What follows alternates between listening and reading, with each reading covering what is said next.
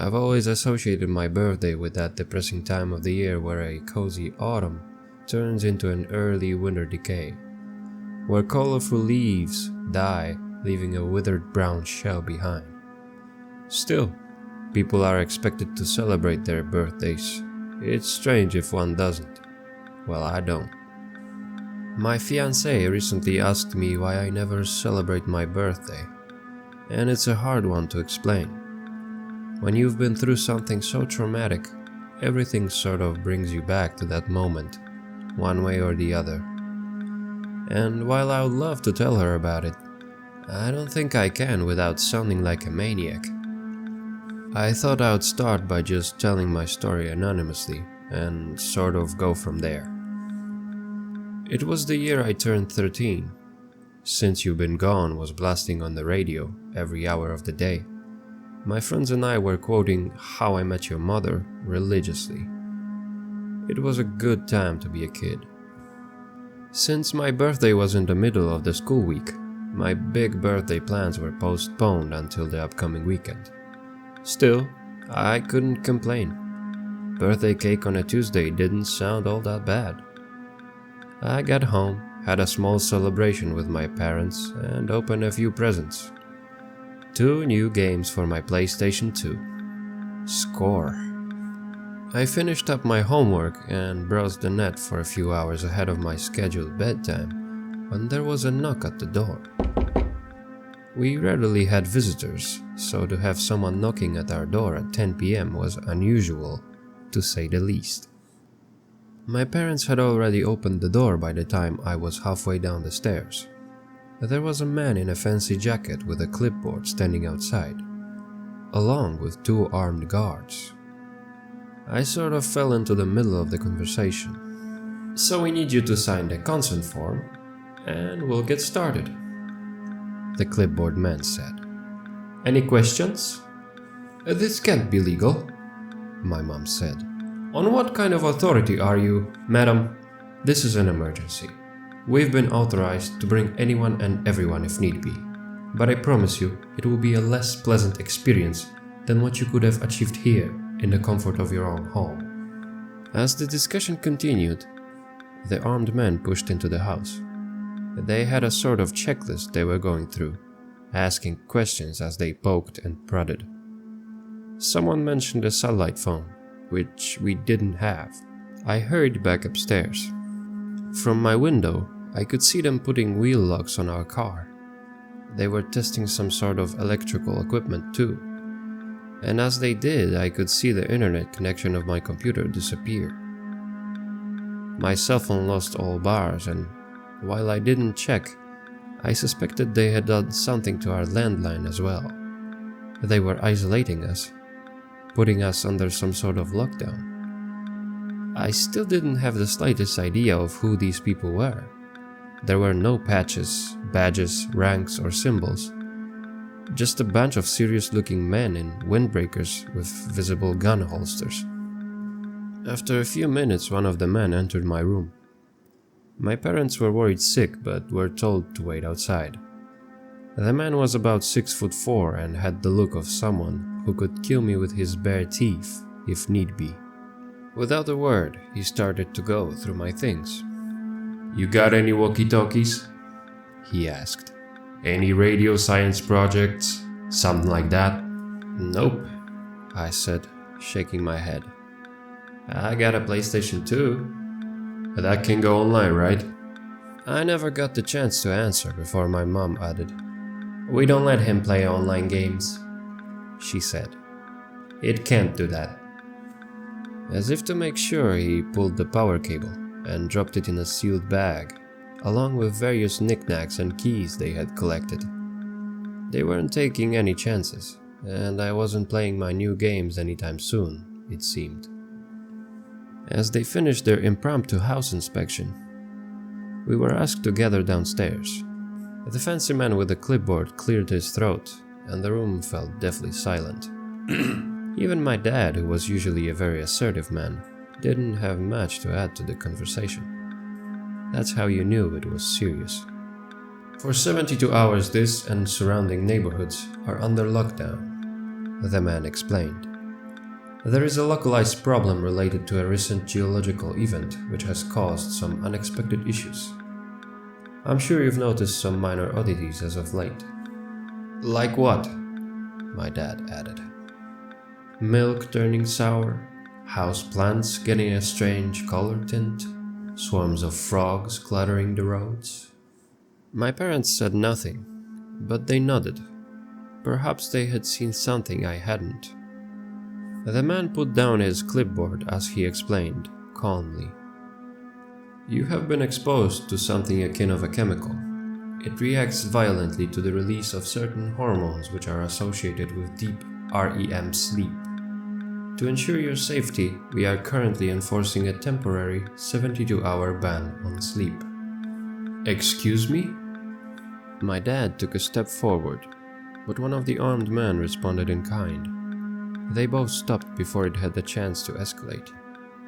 Exposure was approximately 9 hours ago, meaning you have about 63 hours left to go. That will be approximately 1 p.m. on Friday. There is no way we can... This is non-negotiable. This is a matter of your own security, sir. We have an emergency health service site, but I can promise you that it won't be pleasant. You will be chemically induced into sleeplessness for the full duration of the exposure, until the event has passed. It can cause long-lasting brain damage.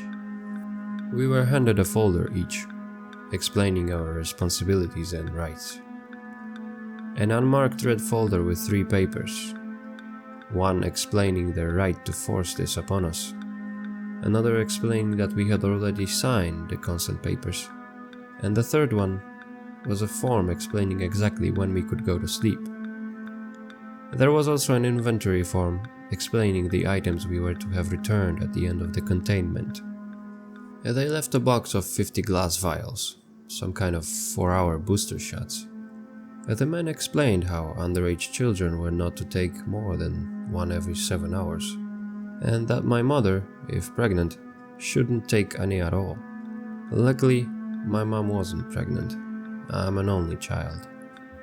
We were also given fiber bars with some kind of hormone supplement, unmarked and unbranded, but warm.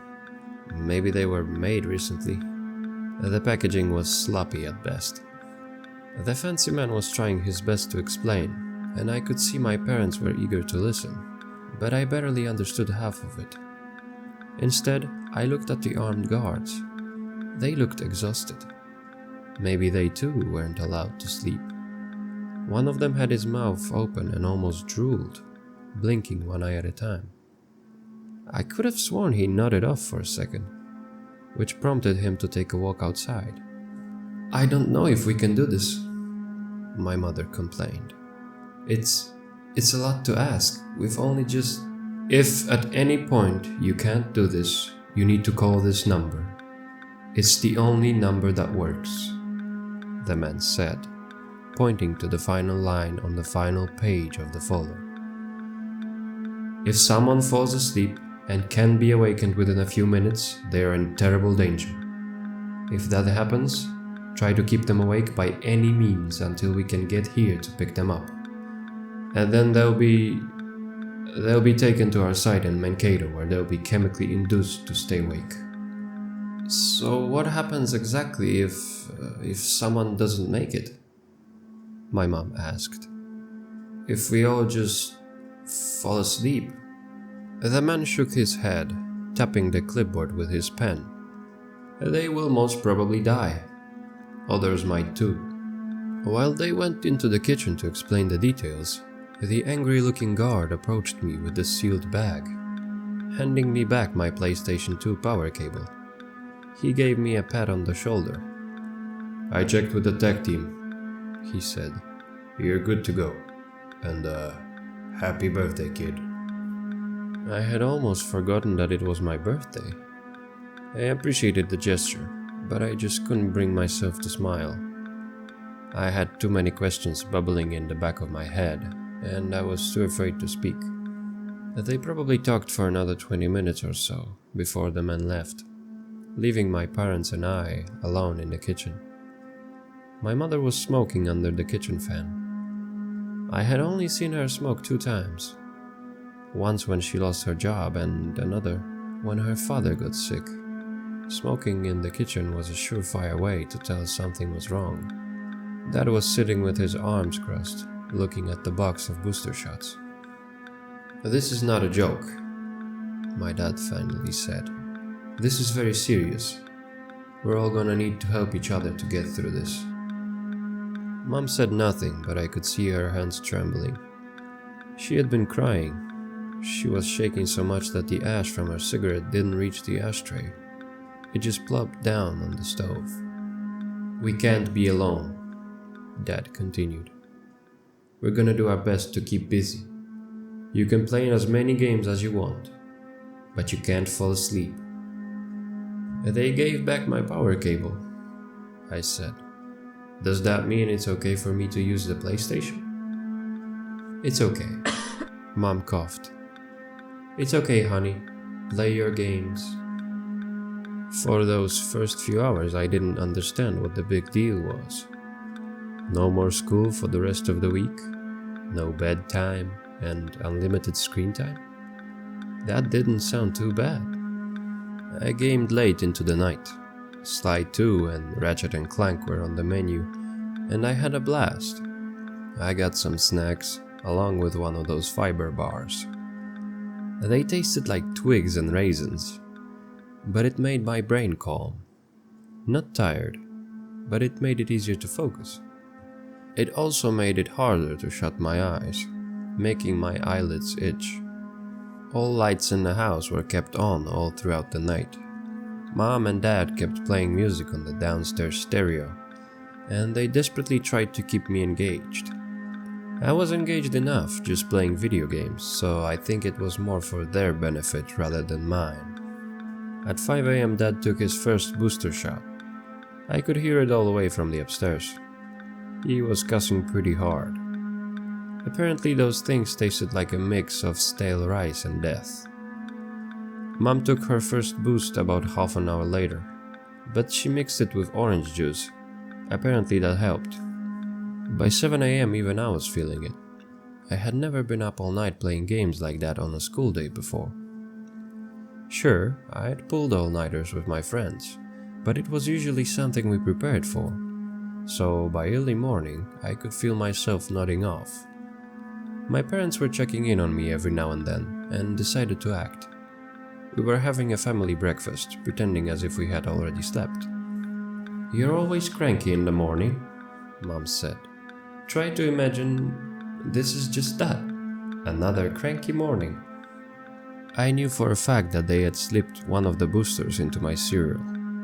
I saw 3 empty vials on the counter, and I knew none of them had taken a second one yet. Still, I had little choice but to try.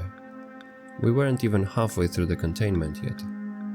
As we finished our breakfast, we could hear commotion outside. I was upstairs brushing my teeth, watching through the hallway window. It was our neighbors. Larry Peterson, the 55-year-old man who worked the fishing supplies at the local mini-mall, crawled out of his front door. He was throwing up something blue and black onto the pavement. I had never seen this man do anything more physically straining than trying to start a lawnmower. And now he was crawling on all fours like his life depended on it. I could hear his wife calling from inside. She was screaming at him, but I couldn't hear what. Larry got up and almost leapt into the back of his pickup truck, in a show of athleticism I had never seen from him before. It wasn't until his wife got out of the house that I could hear what she was saying. "Larry!" she cried. "Larry, wake up!"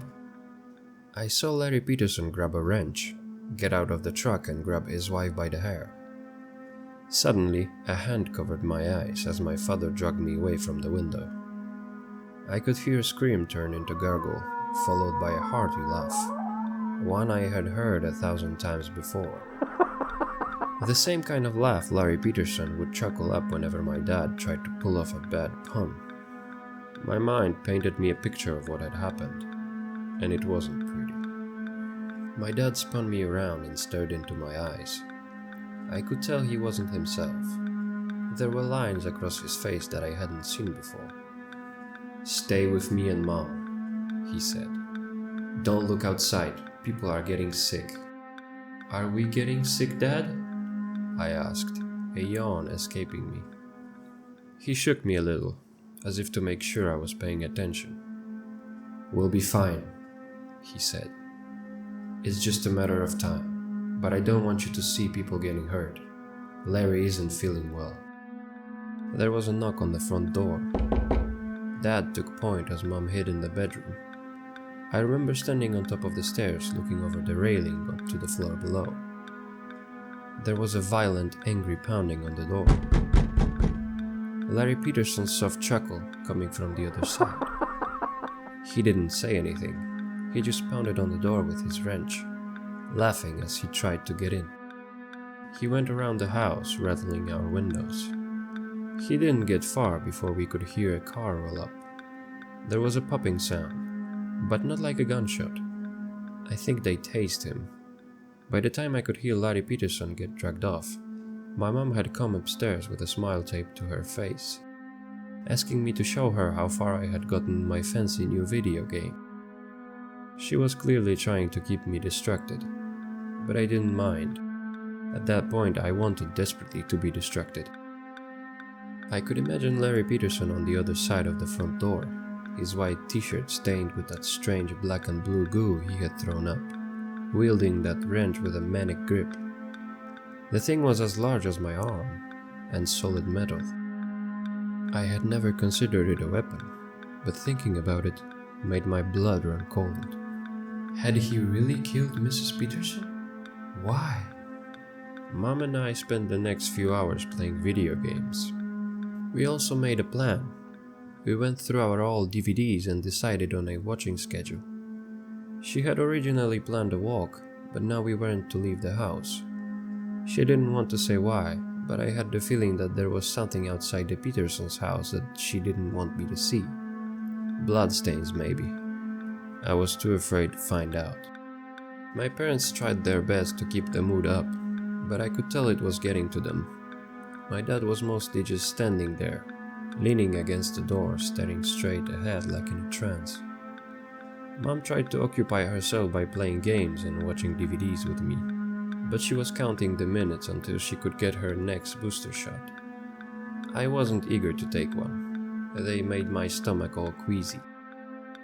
We made it all the way until noon. Dad was having trouble staying up and kept washing his head with cold water. He tried to keep busy doing housework that he had kept for a rainy day. But there were constant distractions. We could hear sirens in the distance, and at one point there was someone spraying our front door and windows with a high-pressure water hose, possibly to wash away the last traces of Larry Peterson. There were dog patrols going up and down the street, along with the occasional phone call, the one number that still worked, where someone called to make sure we were all awake and accounted for. By dinner time, Mom was having stomach troubles. Her shaking had gotten worse, and she was having trouble with sudden change of smells. Dad kept rubbing his eyes and checking his watch, getting up every 10 minutes or so just to move around. We decided that we were going to play board games after dinner, but Mom was having trouble keeping herself from throwing up. We ended up just reheating a lasagna from a few days back. I didn't mind. Mom made amazing lasagna. But my appetite was quickly lost when I saw my mother barely keeping it together. She kept drooling and making this weird chugging sound. She was blinking slower and slower. Dad tried to get her to eat one of the fiber bars, but she just ran out of the kitchen, locking herself in the bathroom. It was touch and go for a while. I could feel my heart racing as Dad tried to convince her to unlock the door, but she just couldn't do it. After a while, she stopped responding. Dad had to break the handle with a hammer, but it was too late. She was already sleeping. I could hear it through the door. As the door burst open, Mom had only been asleep for a couple of seconds, a minute at most, but she was sitting on a toilet, her head leaning back, as something was coming out of her mouth. Black and blue fingertips poking out over the edge of her lips. Her throat undulated.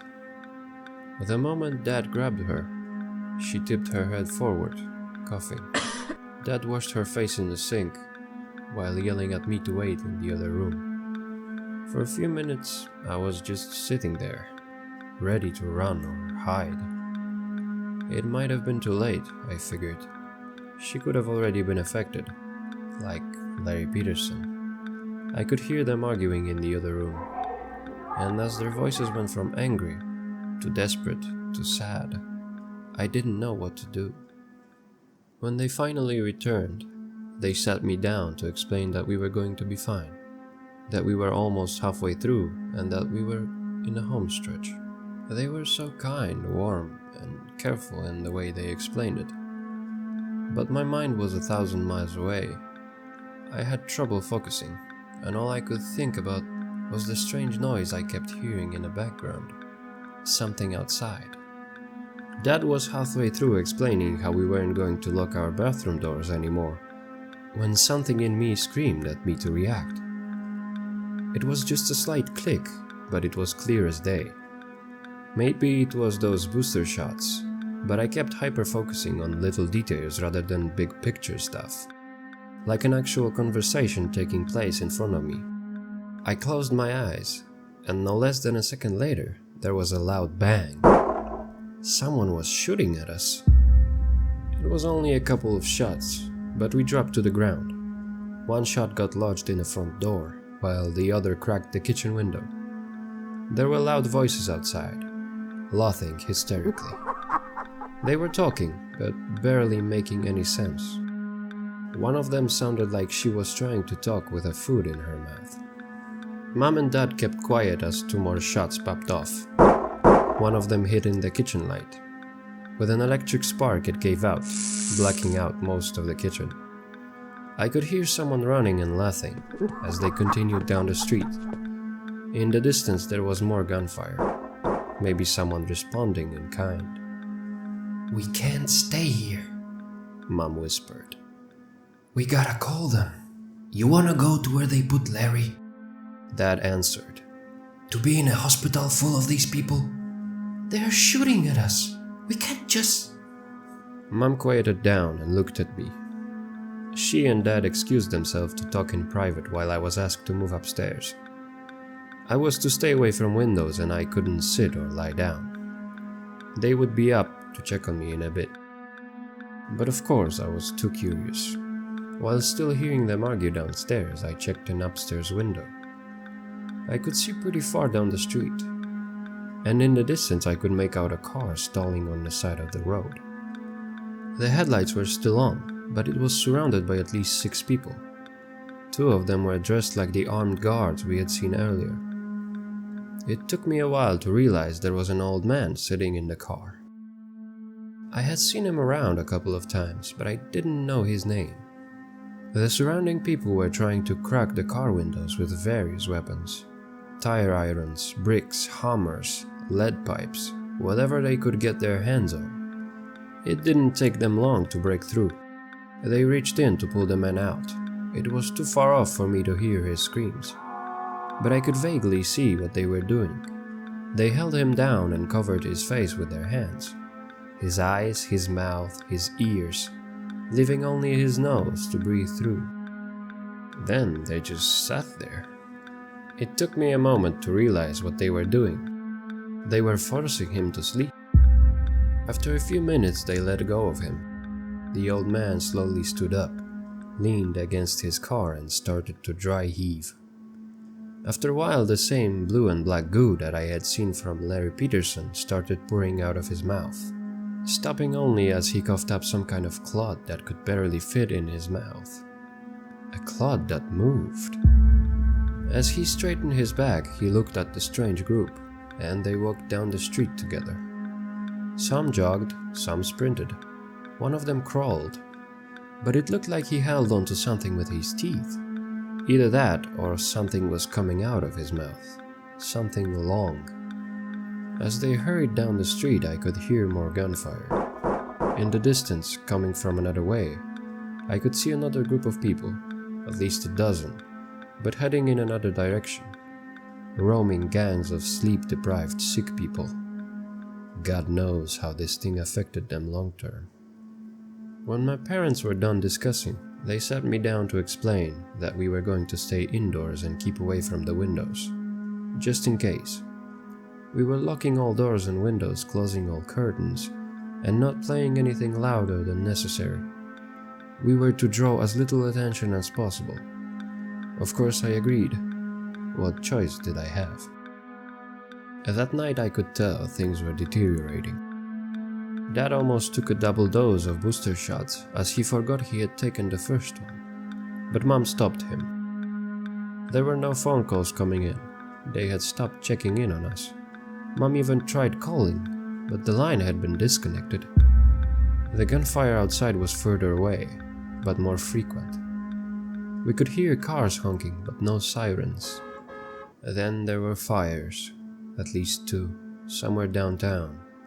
We could see the smokestacks from afar. Mom wasn't doing well. She couldn't eat, and at times she could barely stay on her feet. She kept talking out loud even if no one was in a room with her, and she had to lean against things to stay upright. She couldn't keep the fiber bars down, and she walked around with her head bobbing back and forth.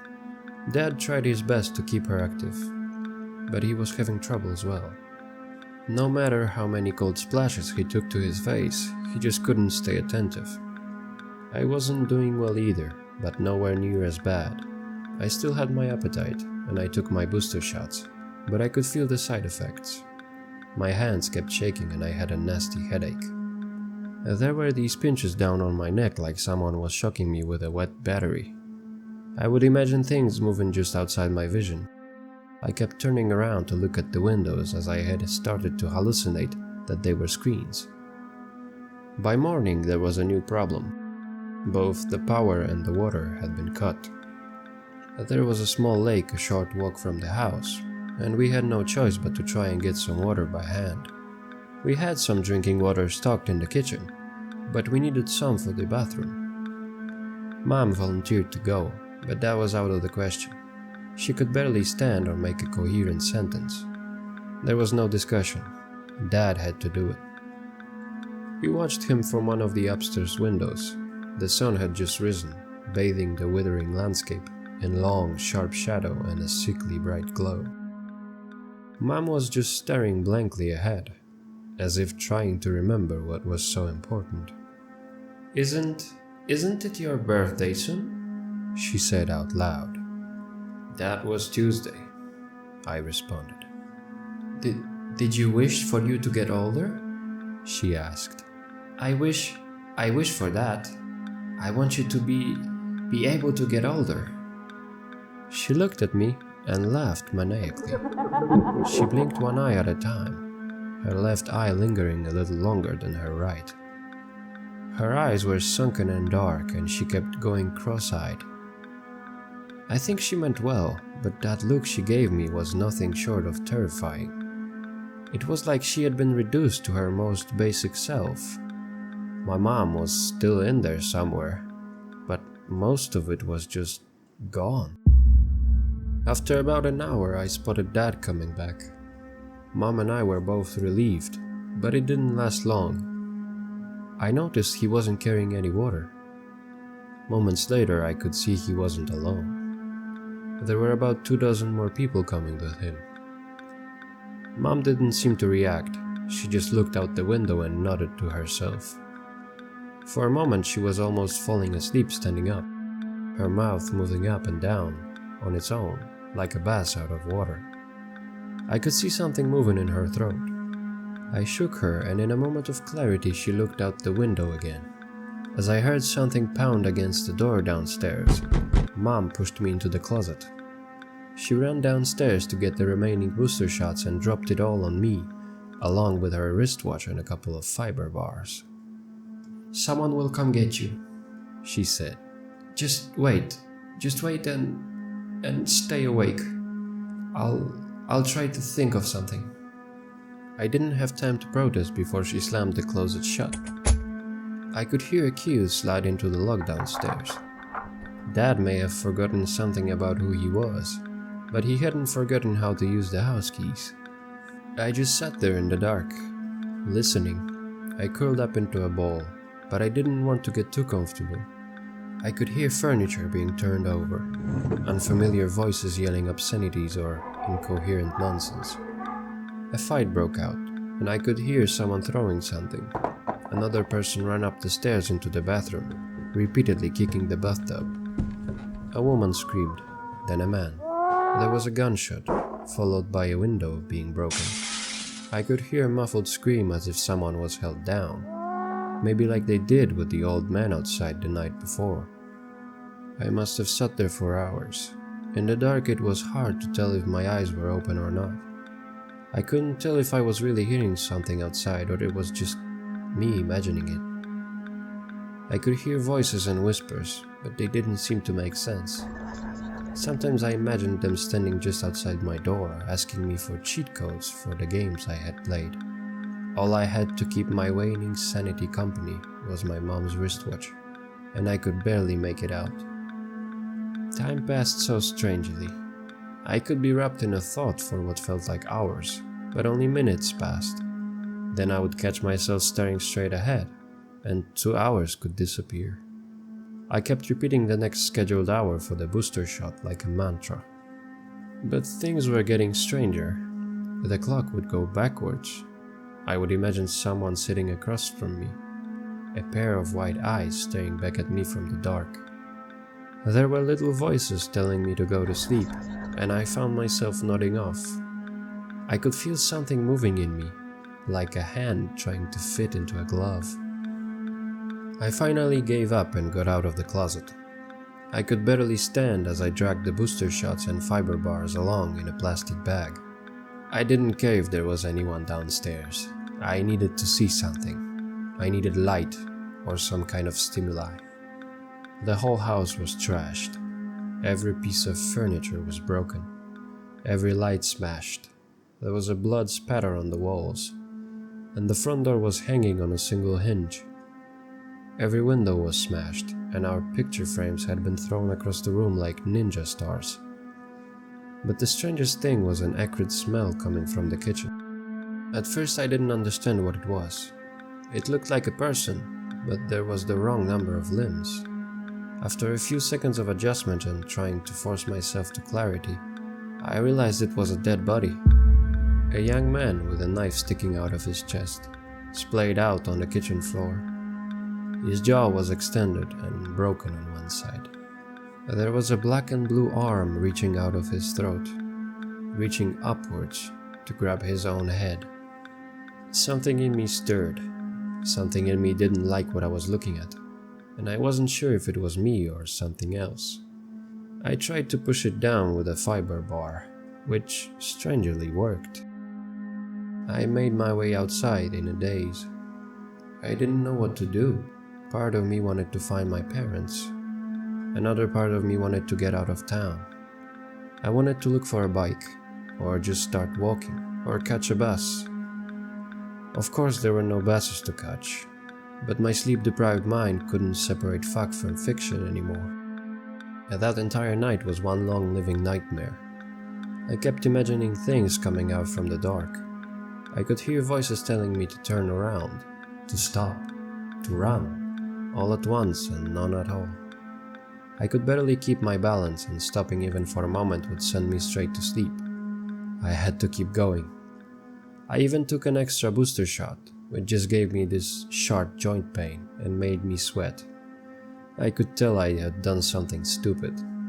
I took a shortcut through the park. I could see faces coming out of the trees.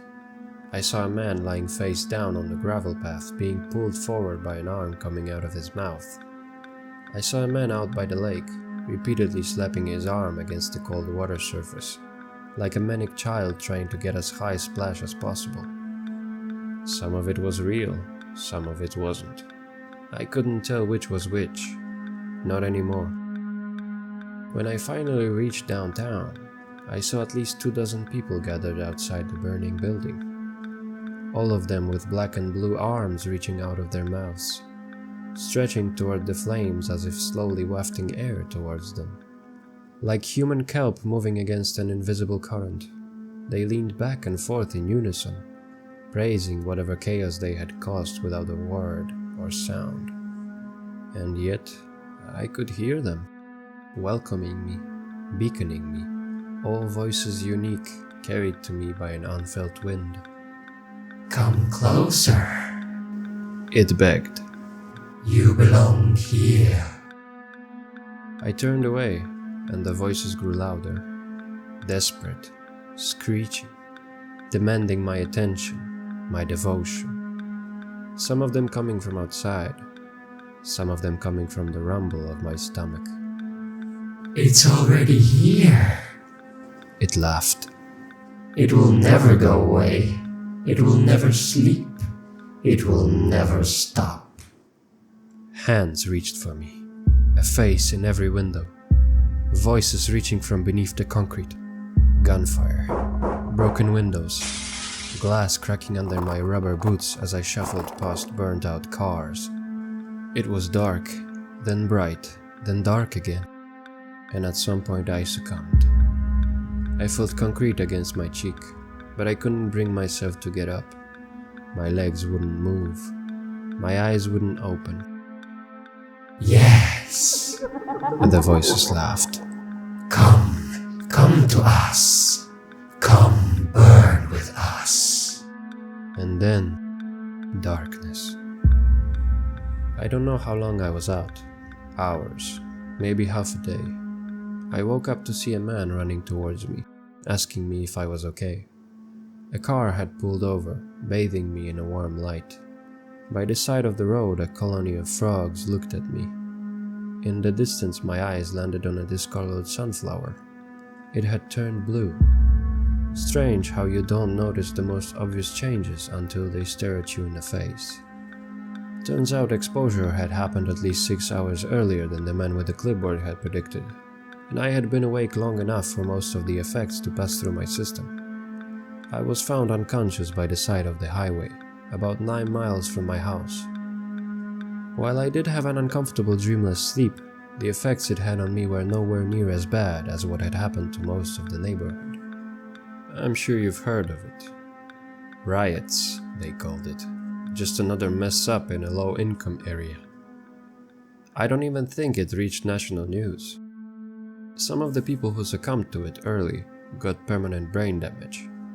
Larry Peterson was never the same, but it was hard to tell if it was because of the emotional trauma or the sleep thing. Either way, he had to have a nurse come look after him a few times a week for the rest of his life. Mom and Dad weren't completely unharmed either. Mom developed some kind of narcolepsy after that night, spontaneously nodding off at the most inopportune times. Dad lost his sense of taste and smell. To this day, they are having a hard time explaining what exactly they experienced. To them, it was just like going to sleep and having the most horrible nightmare, only to wake up in a hospital bed. Sometimes I wonder if I did fall asleep.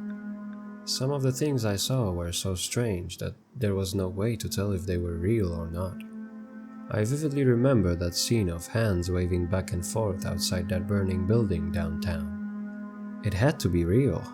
That building really did burn. As you might imagine, I have a hard time looking back at this. Thinking too much about it gives me this icy feeling in a pit of my stomach. Like a small part of me believes that this is all just a big nightmare. That I'm still just a clock's tick away from waking up in that closet, with someone standing just outside waiting for me. Or maybe it's something inside of me, still waiting to grab the reins. Maybe it's just a night away.